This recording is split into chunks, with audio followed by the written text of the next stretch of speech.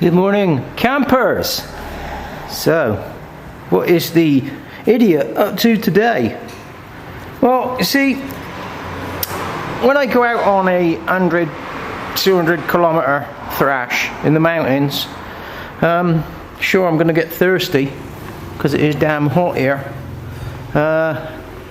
So I got me a camelbak, because like everybody's got a camelbak.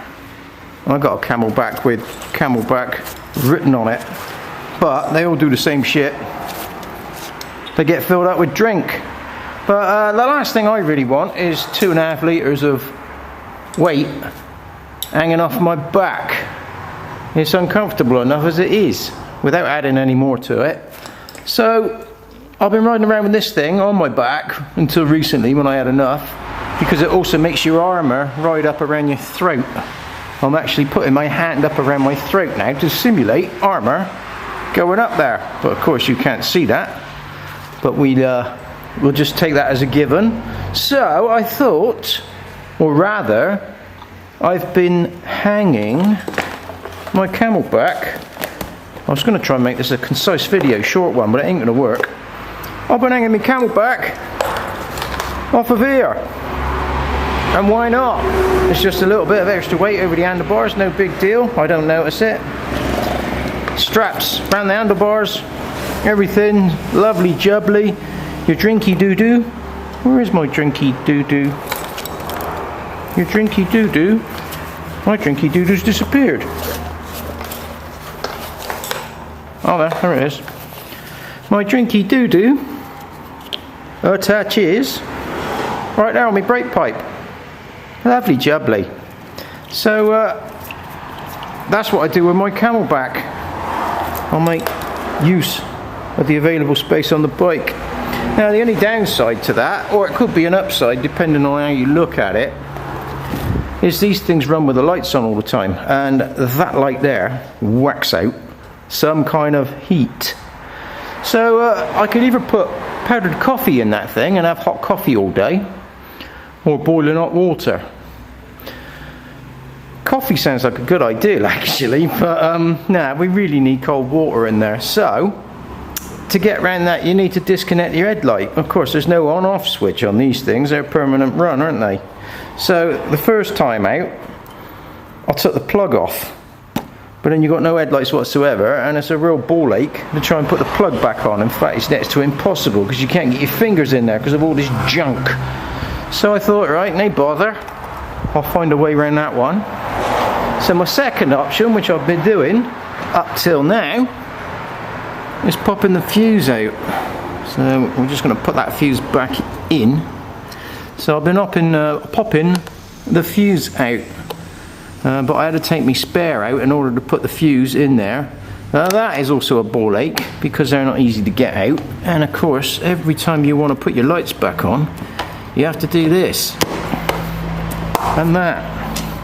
Then you have to do that, which means you need an Allen key in order to do it. All of which is a ball ache. Now, I can quite easily give myself ball ache just by riding the bike. I don't need additional ball ache by doing additional things. So I've decided I'm going to disable the dip switch. So when I got my lights on main beam, which I virtually never ever use ever, when I got them on main beam, lights don't function. So to achieve this, I have so far been attacking my wiring loom. But while I was in here, I've noticed something newfangled, which something an old ginter like me didn't know about. Trying to find my tools, there they are. So yeah, these newfangled plugs, I did come across this on my jet ski, so yeah, I forgot about it. But anyway, you prise that part off of the plug, and then starts exposing the innards, and then we're going to need a torch.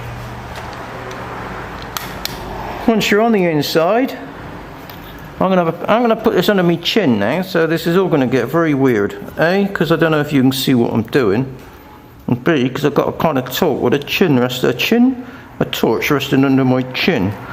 Well, basically, if you can see what's going on, there's fingers, plastic fingers in there. Once you've taken this locking plate out, all these little tabs here. Thank you. All those tabs there lock the wires in place, and inside there are little plastic fingers which you just lift up with a jeweler's screwdriver, and that allows you to unhook the pin and slide the pin out. It's kind of easier than the old day, because the old day there was a hook on the pin, and what you had to do was slide this thing up to bend the hook back in, and then you could slide it out. Now, I must admit, the old way did seem a lot easier, but now I've identified the new way. I suppose with a bit of practice, the new way would be even better. So, moving on, I believe I've isolated the dip beam wire, because the white wire is your trigger wire, and the blue and white wire is your dip beam, he thinks. So we'll just pop that back in there, that locking plate. Oops, which no longer locks off. Yes, it does. Right, reconnect the plug. That's the other ball ache about modern things is you can't just run things. You've got to reassemble everything and do it the way they want you to do it. There's no sort of like turn the ignition on now. It's all fired by the engine running. So headlight back on. We'll just leave that dangling for now, without shorting out on anything, hopefully. Well, I'll tell you what I'll do. This is what I'm going to do with it later. I'm just going to cover it up and slide it back into its plastic sheath. So, it's going to get noisy now. Fire the bad boy up. Are we in gear? No? Okay. Dip beam. No lights. Dip beam. No lights.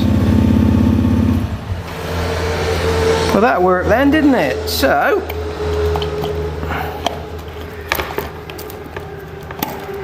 now, during the daytime, when I'm not riding around with a camelbak on my headlight, like a facehugger out of Alien, I can run the bike on dip beam and not blind traffic in the day or the night. And when I put the camelbak back on, I just flick the bad boy in the main beam. I did actually forget to see if the blue light was on the dash. That would be a bonus if the blue light's on, because if I could see the blue light, it means that I know that I'm not boiling the water in the camelbak. So that should make riding off-road a little bit easier.